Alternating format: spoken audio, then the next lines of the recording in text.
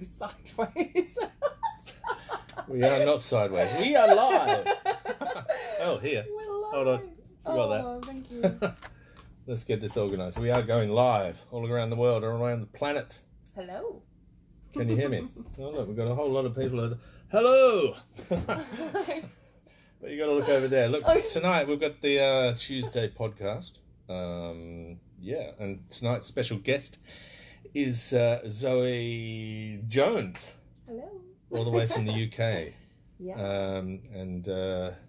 She's a singer, songwriter, involved in jazz music, electronic music, many things, and we're going to find out exactly what she's into this evening over the next hour. And we're going to play a couple of her songs because she's quite a good songwriter and performer. So we start off every podcast or every chat like this with the three questions of where you're from, how old are you, if you want to go there, and how did you get involved in music? Ooh. Where am I from? England. Yes. How old am I? 16, obviously. Which part of England? Back up. Lancashire. Born in Lancashire, but lived in London for a few years. Left England about 20 years ago, actually. Right. So I don't feel English at all anymore, to be honest. And how did I get into... 20 years ago? 20 years ago, yeah, pretty much. I lived in Portugal for about 6 years, and then the rest has been Asia. Yeah. And then how did I get into music? I used to be a ballet dancer. And it was kind of like white swan, black swan moments. And then when I went into this black swan world of Zoey, which was around 18 years old, I discovered clubs and nightlife and house music and all, the underworld of art and music. And I just was smitten. I discovered the underground. Yeah. The little white swan died. So I just then got this bug. I was like, I want to sing. I started working with DJs, and that was the beginning of the story. The start of the end. Well, yeah. It's a great. But you were studying to be an actress, was that right, or something? But you were studying dance, but performing arts. Performing arts. But everything, ballet, jazz, and then singing. But singing was more musical theatre and theatrical stuff. Acting as well. But yeah, all super classical. Because I saw you're involved in some movies at some point. Yeah, did. What was that about? Yeah, did Now You See Me Too. I was the gangster's woman. I was going to say something else. Well, I can't say bitch here. The mole. The mole.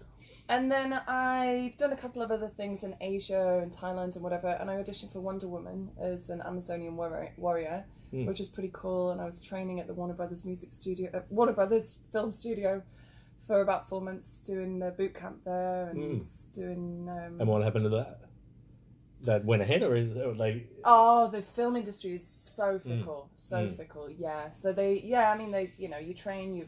It was a great experience. And that was in the UK, or? Yeah. That was the UK.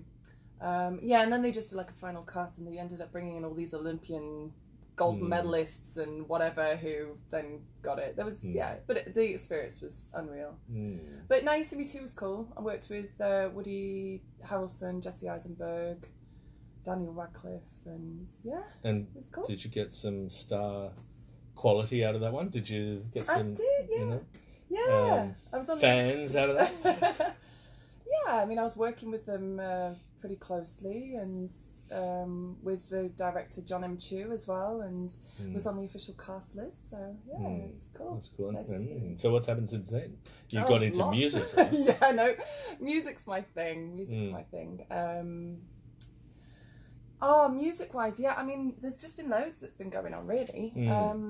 So since you left the school, since you got into the underground, what happened to the music from there? Because you said before you're actually a DJ too. So The DJ thing, actually, I bought my first decks when I had got this bug of like, oh my God, but the Bali world is beautiful, but it's so straight. You know, we have to train every day. We can't go out. We don't drink. We're not interested in men. We're not interested in anything but ballet and training every day. Oh yeah, ballet.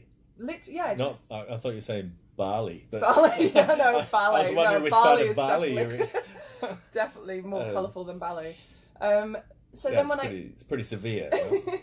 So then when I discovered the world of music, the underworld, there was just so much vibrancy and colour, and it was, you know, it was super attractive. And when I started going down that path, some of the DJs I started working with were pretty cool. But I bought that was singing with them? That was singing songwriting. Oh, yeah, that was singing songwriting. Well, I did the first ever Pop Idol competition as well. I'm like going back in my life and I'm like, where did we start? It was the first ever. So I got to the finals of that, and that was the thing that really kind of, you know, because I got some, notoriety from that. And producers, etc., were calling me up and saying, oh, we want to work with you. And so that was my first kind of thing into the real music world. And that's when you saw the teenager, was it? Or yeah, I was 18. Yeah, I was 18. So it was all pretty exciting. Yeah, but going back to the DJ thing, I bought my first decks and they were vinyl. So I was playing with vinyl for a few years, but just at home. I never did anything seriously with that. And then I was singing for years, and it just got to a point where I just needed to have a break. And then I think it was like 5 years ago, and that's when I picked up the deck seriously as a female DJ. But that's another story. But yeah, music-wise, the first single I released in the dance world was with Mastic Soul, and we did a couple of tracks. One was Taking Me High and one was for cover. And then I started working with some other guys when I was living in Portugal, and did lots of tours in Portugal. And more recently, I've been working a lot with Thru Silva. Who's also Portuguese. Yeah. And quite famous. Yeah. Well, he's had a few hits anyway. He was. Yeah. I think he's re-released his first hit, Touch Me. He did like a remix with some younger dudes who have then, you know, given him a lot of followers. And that was with you? Or? No, Touch Me was Cassandra. Oh, okay. But you have it on your... Fox? So I've done a bossa nova jazzy cover of that, which has just been licensed by Café Del Mar. So what about the jazz thing, the jazz scene? How did you get involved in all that? Because you were singing in Hong Kong just for the last 5 years, right? Yeah. So that really kind of happened in...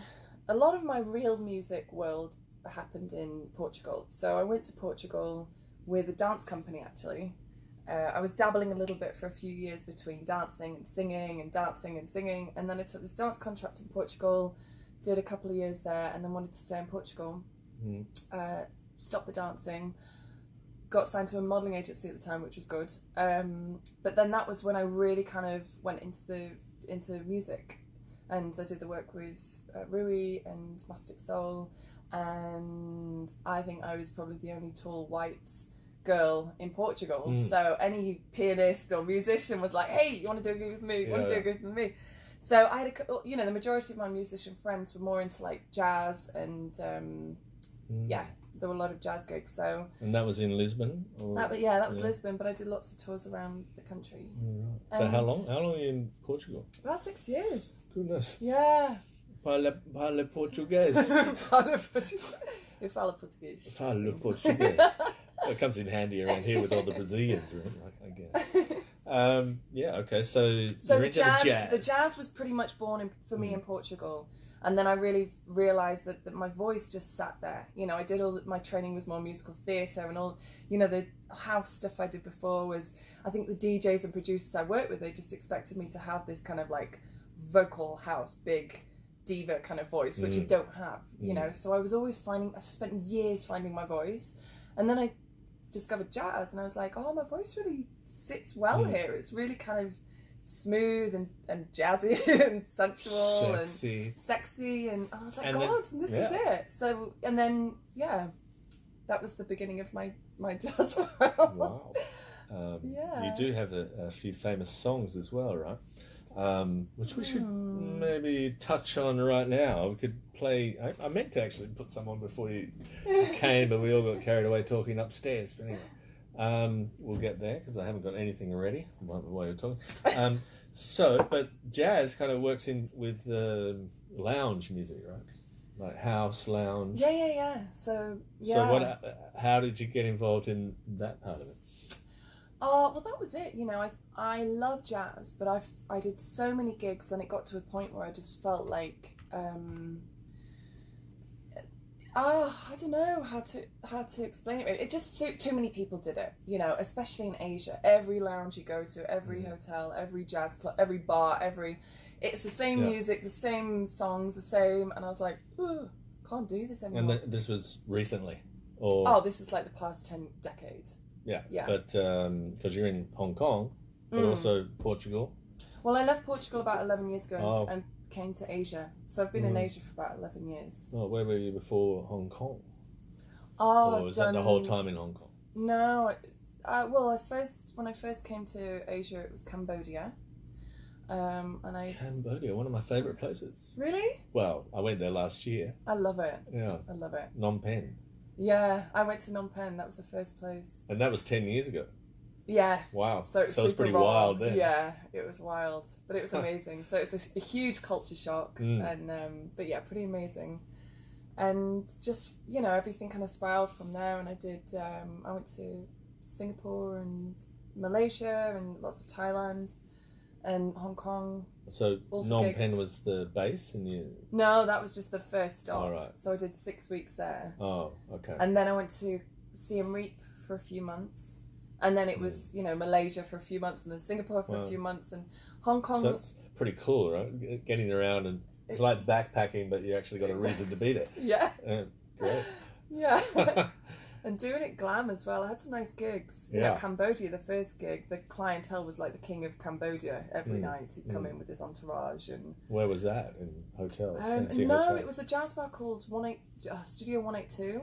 It's not open anymore, but and then did, you know, lots of fancy events for, you know, Diageo or whatever it was, you know, fancy jewellery things or things for sure, or Hermes or Chanel, or, you know, some nice brands and glam kind of scene. So it all was similar to Portugal. You're suddenly in demand. Is that it? Yeah, but more so. I so. think Asia, there's been a lot of non-stop working, so this kind of experience that we're all experiencing right now is okay for me just to have a bit of time out. The last 10 years were pretty full on, weren't they? Yeah. Well, before the pandemic. Yeah, absolutely. It seemed like everything was going gangbusters. Yeah. Yeah. But the last 5 years you're in Hong Kong. Shanghai and all this as well? China? No, a little bit of China. Chongqing. Is that how you pronounce it? Chongqing? I don't know. I know. Sounds very Chinese. Yeah, it was. Oh my god. That was only a week, but it was a week too long. And that's... So they're like residencies, right? Like, or a they bit just of everything. sort of... Yeah, there's been... Special event go for a weekend or something? There's been special events, there's been residencies, there's been private things, there's been festivals. You know, I did Sing Jazz Fest, I did F1 a few years, the yacht shows in Singapore, so... Done it all. What an honour to have you here on the radio tonight.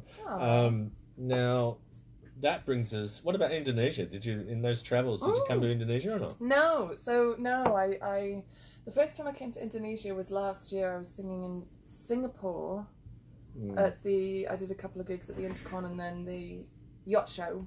And then after that, I thought, where have I not been to in Asia? And it was Indonesia, so I came here. Oh. And it was a bit bonkers here. This was, when was it? It was last April, a year ago. A year ago. Yeah. So not it was, this year. No. So, yeah.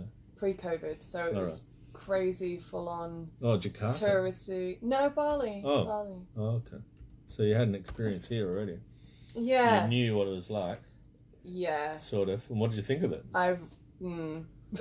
Not much. It was a bit too crazy. I mean, the traffic. The traffic was very trafficky. crazy. There was you could lots say. of tourists, and I was even though I was, I guess, a tourist. And yeah, I don't know. And then coming back. Where were you staying on that first trip? Oh, I just picked some random hotels. In Kuta, Seminyak? Oh no, I think Seminyak. Yeah, Seminyak and then Ubud. Right. Yeah, it was okay, but I mean, I must say now is well, it's more interesting, isn't it? Yeah. And it's kind of similar to back when I first came. Well, it's got that Cambodia feel, actually. Yeah. Sure. It's a bit more relaxed, right? A bit more local. Yeah. So, nice. This year, what brought you to Bali earlier this year? Oh, COVID. I left Hong Kong and I couldn't go back, so I had 2 days to figure out where to go and lock down. So I arrived in Bali. Everywhere was closing, so I arrived in Bali with my suitcase and then began this new adventure in this on this island. Not really knowing anyone. You're leaving Hong Kong because you'd finished a job.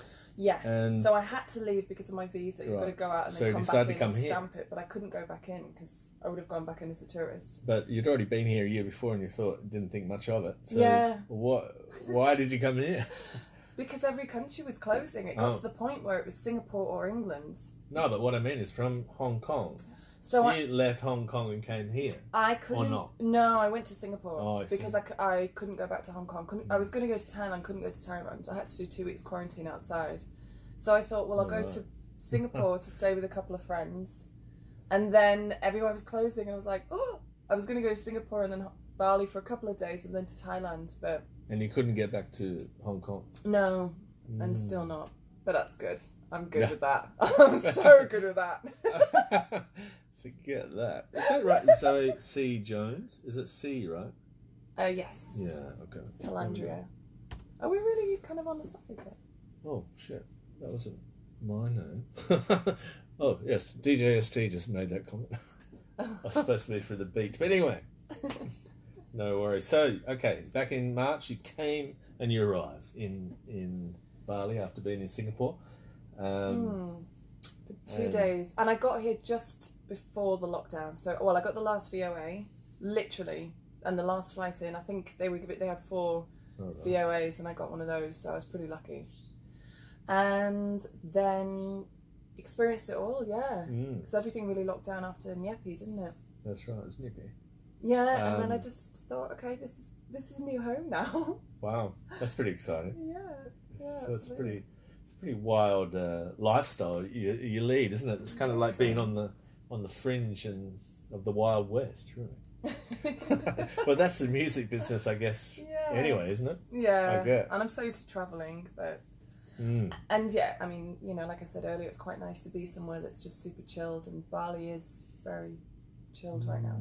So it's kind of lucky, really, because you could have ended up anywhere too, around the world at that point, but you happened to end up here. And I've got to, there's many people that talk about this, the way that Bali attracts people and rejects them or accepts them, and that's an interesting story how you could end up anywhere and you end up here. Yeah. And it just happens to be the best time to be here in many ways. Besides, unless you're involved in tourism and you haven't got any money and you're suddenly terribly broke, which many people are, and you wouldn't say that it's easy for everyone right now, but it is one of the best times to be here, and still is.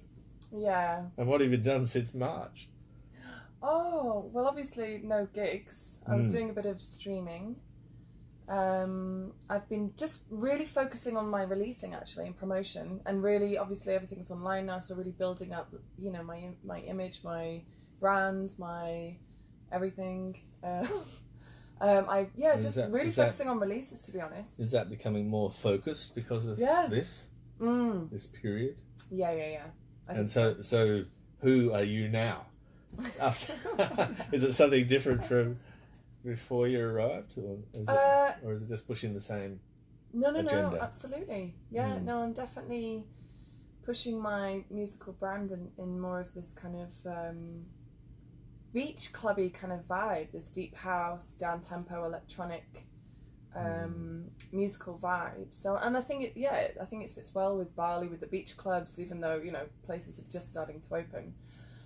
And is that like that's not really a DJing thing, it's more producing, I imagine. Yeah. But I have seen people actually that DJ and sing, sing over the top. Well, I was doing a lot of that in Thailand and like where? Hong Kong. That place. That place, yeah. Does that work, or is it? It can't. It's always a little bit. Yeah, I don't know. Weird. Yeah, I prefer one or the other, obviously. But I've seen the the famous the female singers that can't remember any of their names right now, but it's kind of a bit weird when they stand up in front of the DJ and start singing. Yeah. You know, even it's when they're one of their famous songs. You know, yeah. And it's still a bit flat. It's not like having a full band or a full thing going on. Yeah. Yeah, well, I think that's part of my thing now is, you know, I've been working a lot on the online presence and I've been doing a little bit of teaching as well. If anyone wants to learn how to sing, call me. Little pitch there.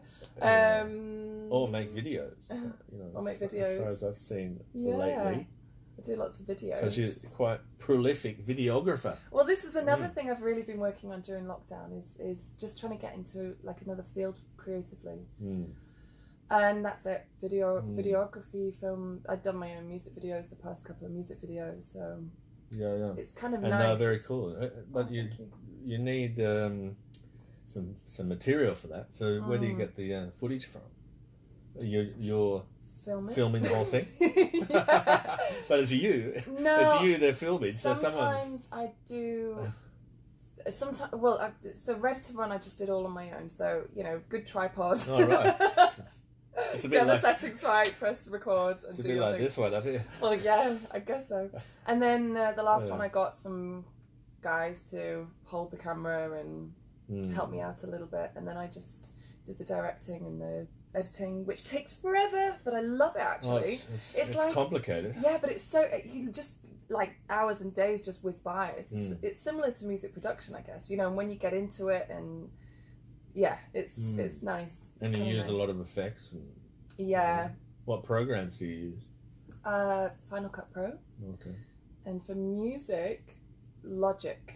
But I'm still learning with Logic. And you are producing your own music?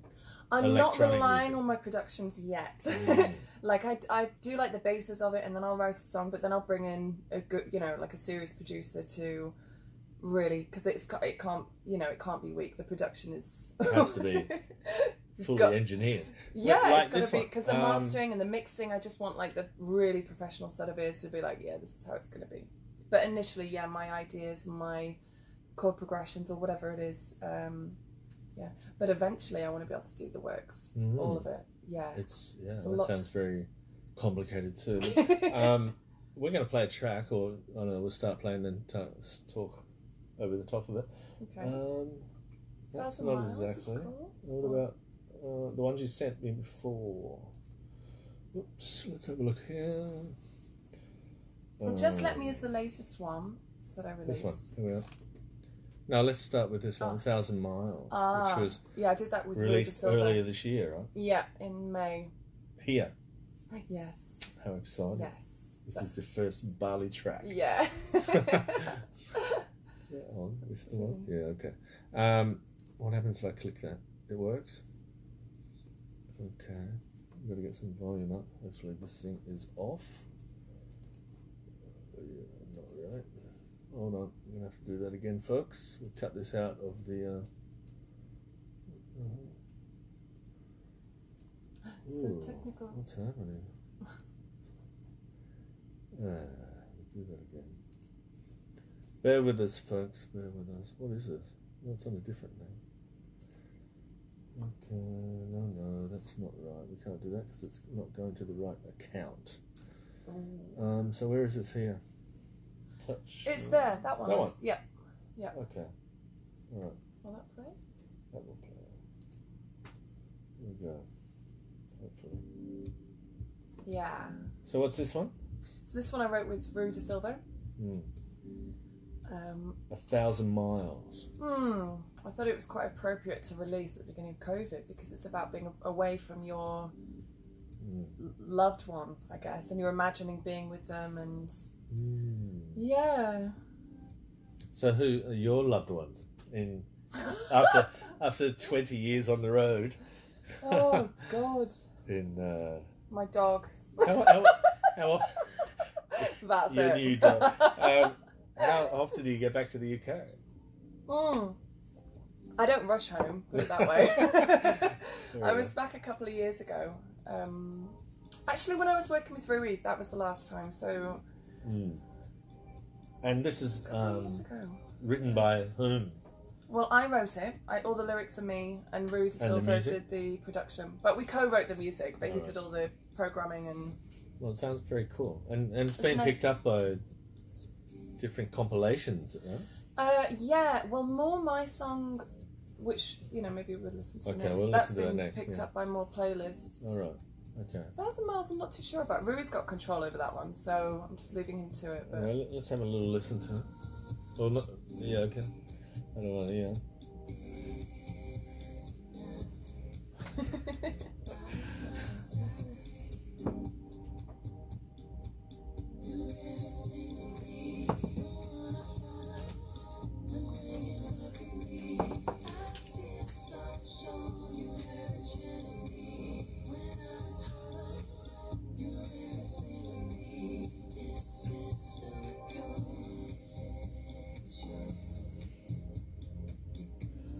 So, what are you more into, like electronic music or live music? Like at home, for example. What do you listen to? Oh, bit of everything. So the morning, I put jazz on, and then this kind of vibe, more neo soul, R&B, house. I mean, and then if I go to a club, I like real dancey stuff, obviously, but like techno and proper house. But yeah, at home, gotta be chilled, gotta be sexy, chilled, soulful, nourishing, nice nourishing music. And live music, do you get into seeing bands play live and all this? At home? No, like online? When you go out or, not here obviously lately. Now is, well no, because that was my life, for, as I said, in, especially Asia, like the past 10 years, there's been so much work that I got a little bit like... And that was all live, right? All live, and in Hong Kong sometimes it was 2-3 gigs a day. Oh. So, when I came here it's just like, I'm just going to go on my computer and do some online work, listen to house music, and the idea of doing a gig or the idea of going to a gig was just like, no, I've just overdone it. But I don't know, now I'm super up for seeing what's out there and... And how about Bali? Since it's been opening up since July, I guess. Have you been going out and seeing what's going on? A little bit. How much can we talk about? The nitty gritty is okay. Yeah, I mean, live music wise, I've been to a couple of gigs, which was local bands. Which was kind of nice. And then been to anywhere in particular, like Ryoshi on a Monday night. Was it? I think was that the House Rio. of Jazz? Yeah, with Rio. Right. Yeah. Yes. Yeah. Well, it's a famous Monday night in town. Yeah, so I met him years ago.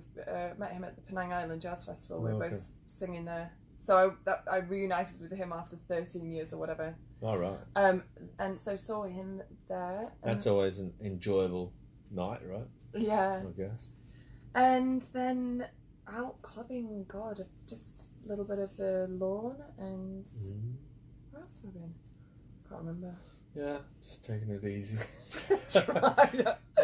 The nightlife's not really powering so much lately. There's been bigger years. Oh yeah, I can imagine. Yeah. I haven't experienced that, but yeah, I can imagine. I've heard the rumours of Bali. But every weekend you can find a bit of underground going on somewhere. Yeah, I'm sure. You have to follow the Beat magazine to find out where to go. I guess. So original music. This is all. You've always been making original music. I love songwriting. Yeah. And of course, the older I get, the more experiences I have. I just, it's just like, just get it out as music, get it out on paper, get it out as a vibe, a song, and that's my art form. As an artist, I think I prefer showing my art as a songwriter now. Going back to your question about, do you prefer like listening to music, house music, or live gigs? Whereas before, my art was really going out and singing and people knowing me as a live singer, but now I really want to be known as more of a singer-songwriter. So sure. I think I can tell more of a story there, instead of singing covers all the time, even though you have put your interpretation in, it still doesn't feel genuine enough, whereas doing my own work, doing my own writing and releasing that, and then hearing feedback, it feels so much more special. Do you get a chance, or have you had a chance to play it out live, like your own stuff?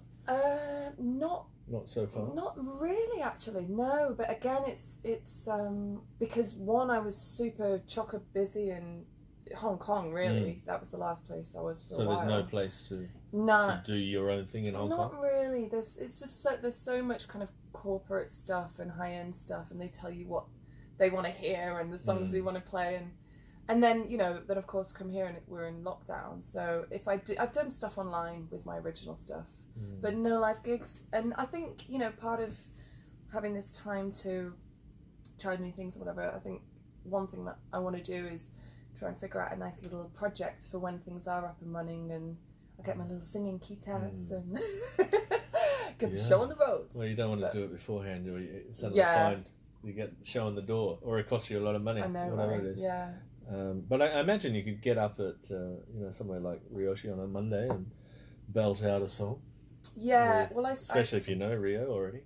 Yeah, the last part of his set he turned into a little jam sesh. This is weeks ago actually. So I had a little sing song, which is quite nice. It's the first time I've sung in a while. Because I guess that's how it all works, right? In the live music scene, you kind of just get up occasionally sing, and then connect with this person, that person. Yeah, that's how you get your audience. Before you know it, you've got a band together. Yeah, absolutely. Because there's a lot of musicians in town, for sure. Yeah. And a lot of people that are involved in electronic music too, that are musicians, and they do have their own bands as well. Yeah. Which could be of interest to you. So what about the better moments over your career? What are your highlights there? Well, now with the songwriting, this is really like my point of flourishing. I feel finally I've found my niche, and so that really means a lot to me, and the feedback that I'm getting is just really nice. But I've just, like I said earlier, one of my songs has just been licensed. Well, it's a cover song, but it's just been licensed to Cafe Del Mar, so that's a little dream come true. Cafe Del Mar, the brand, the music has always been one of the inspirations that got me into music, so that's pretty amazing.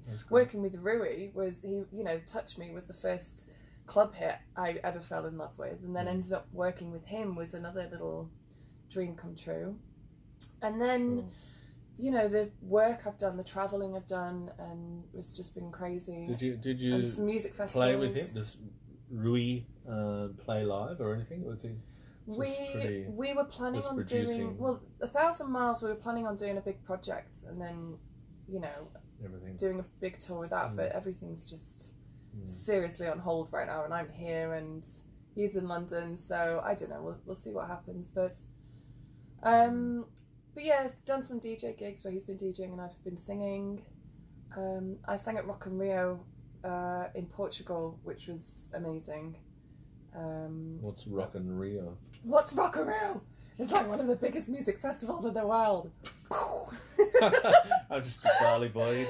Yeah, it's pretty. Yeah, so, and I sang my debut album there, so that was cool. And it was the same day as bill as, I don't know, it was old school, so it was Lionel Lewis and Elton John and too many DJs were playing. Right. It's like they've got crossover. Yeah, they've got the main stage is pop, and then they've got the Sunset stage, which is more kind of neo soul or jazz or alternative, and then they've got the electronic tent, but big names. It's really cool, so that was cool. Well, there you go. Yeah. And what about in life? What's your highlights during your life so far? Oh my Coming God. to Bali? Yeah, this is like a huge thing. This is a huge thing. I feel like I'm going through a complete, as I'm sure many people are, but for me personally, this is definitely a huge new chapter for me. You know, in every way. So this really means a lot to me. It's very special being And you here. see Bali being a big part of your life in the future? Yeah. Well, I've got my little doggy as well, so she's definitely going to keep me here. You know, and I love the vibe. You know, I've got some beautiful friends.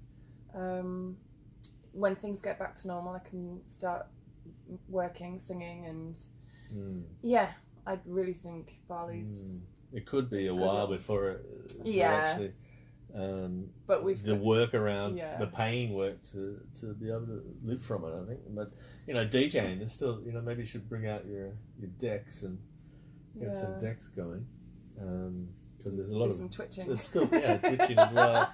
So you know, making thousands on Twitch. But yeah, I mean, it's kind of forcing me to look at other things as well. Like, you know, everyone's doing online streaming. I'm doing a bit of teaching. I'm trying to start a business online. Well, I've got a business in Hong Kong, but I'm trying to get that online for teaching. There's a lot of other things that I'm trying to look into as well. So, but it's kind of, you know, I could be scared at not being able to sing or work, but it's kind of nice being forced into a new direction of being like, I ain't got no choice. So we'll see what happens. Well, that's a good thing about the pandemic, in my opinion, is how everybody's forced to rethink what they're doing. Yeah. Well, and in England, they're saying, you know, to all the artists, you just got to retrain. For what? We're not supporting you. To be a train driver or something. Yeah. Which is, it's hard, you know, it'll all be over within whatever time it is. It's not going to be around forever, the pandemic, so life eventually will It's going to be interesting to see how everything really evolves, though, and changes, I think, especially the music world and the entertainment industry. Well, it's I've been watching all the videos, and you know, after the last big pandemic, the 1919-20 pandemic, you know, it was the Roaring '20s. So, you know, I think things are going to pick up very quickly once it all comes back, and you know, it's going to go gangbusters again. Yeah. So hold on. In a different direction. Yeah, absolutely. It's going to be interesting. You know, we'll see what happens with that. But what about Bali? It's like your favourite things in Bali. Why do you really like being in Bali? What's going on here? Well, again, it's just weird because last year when I came here, I didn't feel it. I didn't dig it. I didn't, you know, and Bali is super famous, and a lot of people were saying, you know, because I was in Hong Kong, the protests hit prior to COVID. Obviously, this was another conspiracy theory, but protests hit, so work dried up, and I was like, okay, I don't know what to do. And a lot of people were saying, try Bali, and this was last year. What was happening there during the, you know, the demonstrations and crackdown? Were you near that? Nothing. Yeah, very, very near. Was it scary? Well, yeah, you just got used to it. It was kind of exciting. Yeah. Scary. It went on for a while. Yeah, it went on for a long time. You're in an apartment and you look down, there's all you just demos going on, people getting beaten up or something. Yeah, it's just awful. You know, and the gas bombs going off, and it was pretty full on and sad. And you know, tankers and police everywhere, and it was full on. But that was my initial move. Well, not move, but trying out Bali last year, and because everyone said, you'll love it, you know, you'll try Bali, and that's last year's version of Bali didn't really resonate so well with me. So, but then being kind of, I don't know how to say it without offending Bali, but like being forced with COVID to come here, it's just interesting how, I mean, I really feel like I need to be here now. It's weird. It's like what you said earlier about it either accepts you or it doesn't, and it feel like Bali brought me back here, and it's kind of, so everything about it, I'm like, there's a reason for everything. Yeah.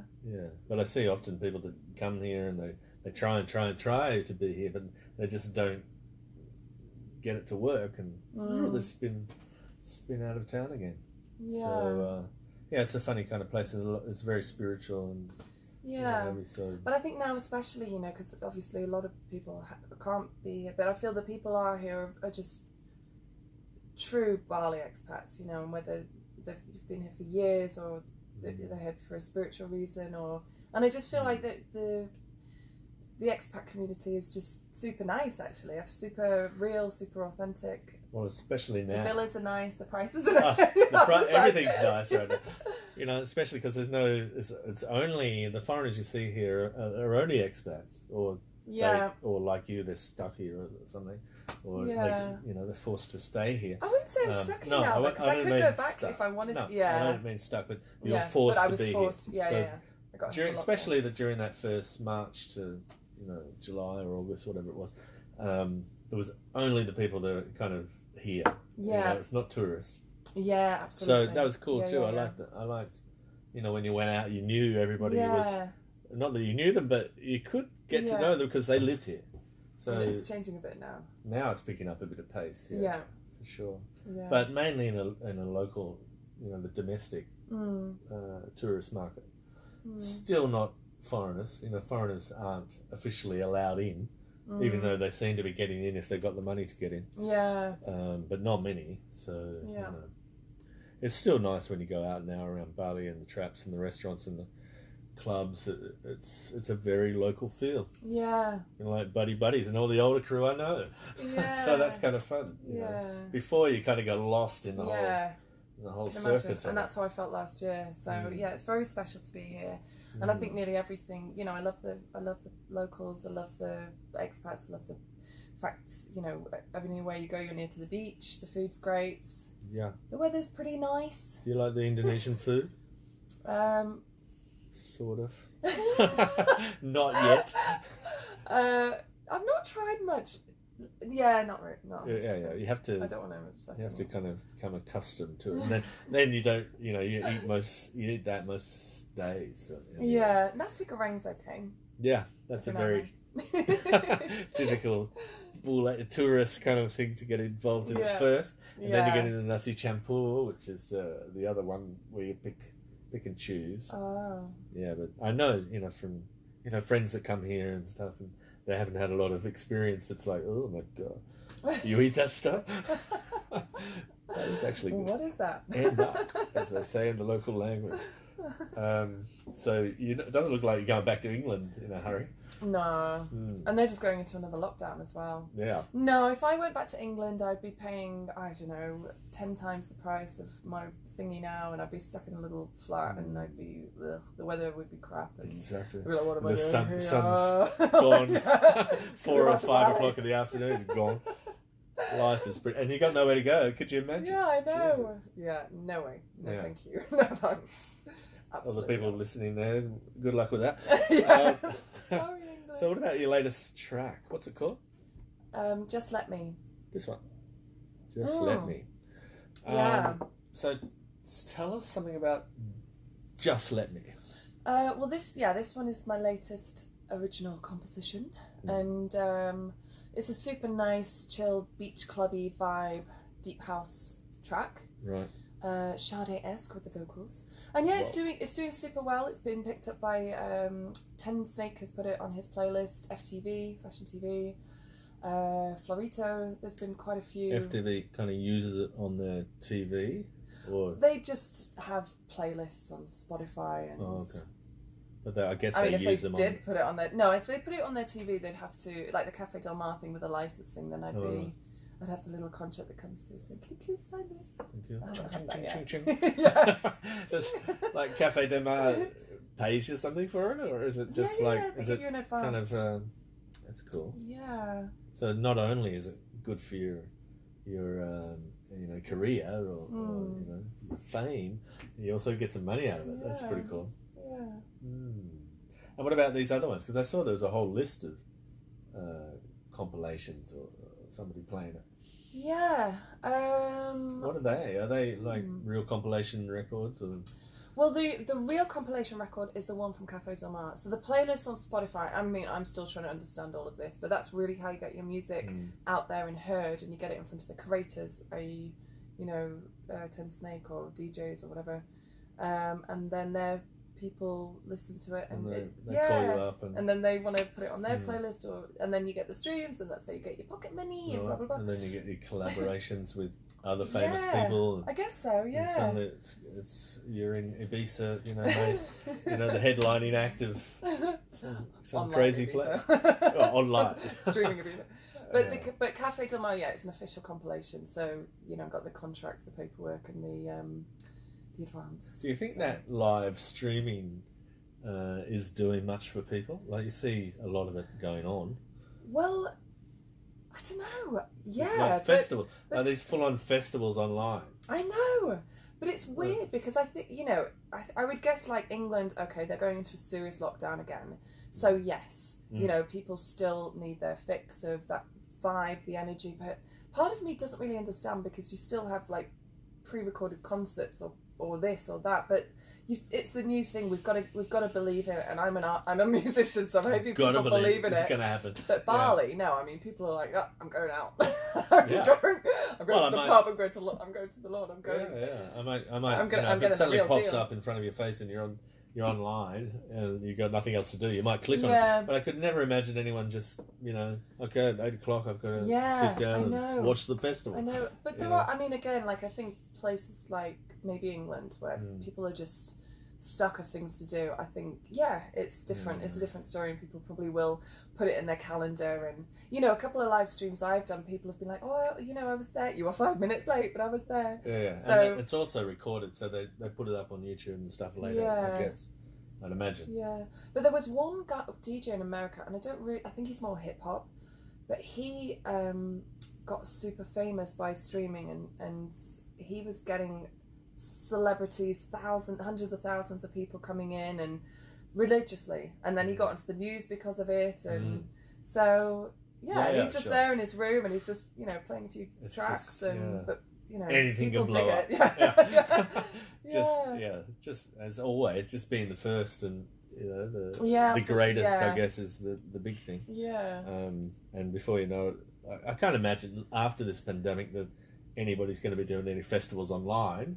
But it'll be just within this period now, sort of stuck in a like a YouTube time capsule. It's kind of cute though in a way. It makes us, of course, it's a really difficult situation, but it's it makes the musician world or just the whole world feel like a proper little community. The fact that we're all just like watching this festival or whatever on this TV screen, or and whereas you go to a festival like a real festival and only a few people can go or a limited amount of people can go, and so I kind of like that about it.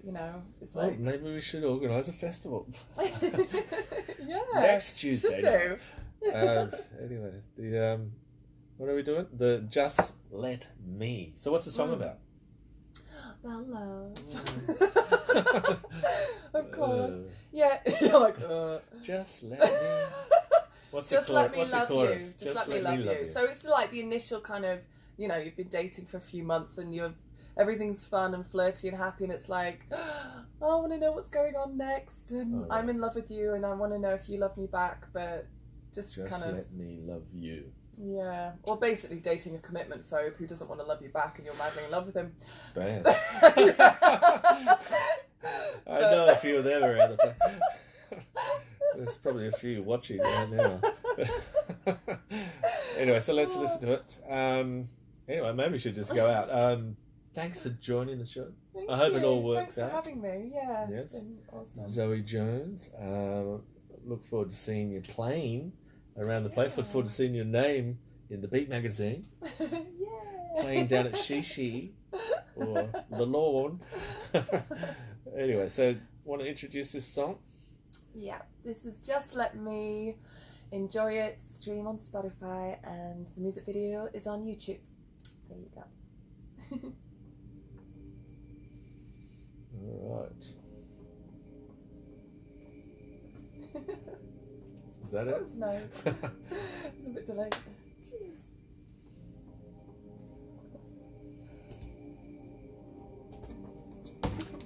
Right. Hold on.